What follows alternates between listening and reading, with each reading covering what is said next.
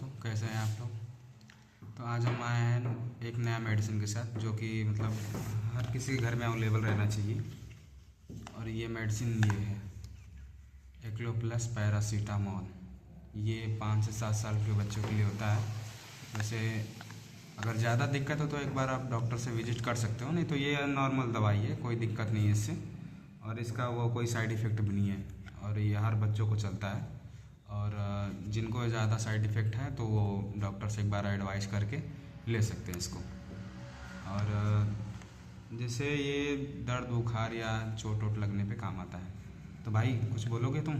जैसे भैया बताइए, दर्द बुखार के लिए आता है और इसको दर्द बुखार दोनों में यूज़ कर सकते हैं। कि 7 से लेकर 5 इसको सब एक ढक्कन पीना है आपको सुबह शाम, और ज़्यादा नहीं पी सकते हैं, इसके नुकसान भी बहुत ज़्यादा है। अगर उसको पीने के बाद को आराम नहीं हुआ तो डॉक्टर को जरूर संपर्क करें आप। धन्यवाद। तो जैसा भाई ने बोला वैसा ही करिएगा। तो थैंक यू।